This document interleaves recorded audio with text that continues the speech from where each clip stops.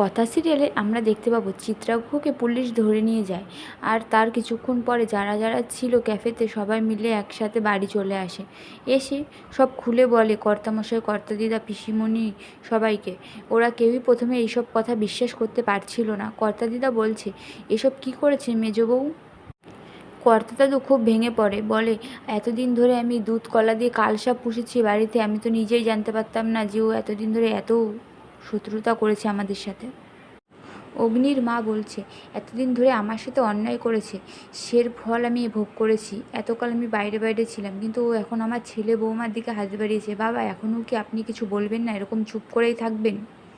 কর্তাদাদুর শরীরটা খুব অসুস্থ হয়ে পড়ে এসব শোনার পরে। কর্তামা বলে, যা হবার হয়ে গেছে, এখন আমরা বাড়িতে একটা মানন্দের পুজো করি।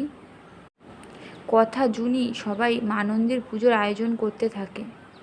কথা মানন্দির সামনে খুব সুন্দর আলপনা দেয়। জুনিকে বলে, ফলের ঝুড়িটা নিয়ে আয় তো।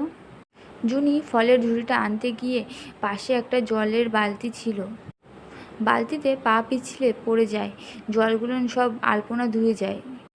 কথা বলে, হে মা নন্দী, আবার কি অমঙ্গল করতে চলেছ? এভাবে তোমার সামনের আলপনাটা ধুয়ে গেল। ভিডিওটি ভালো লাগলে চ্যানেলটি সাবস্ক্রাইব করে আমাদের সাথেই থাকবেন।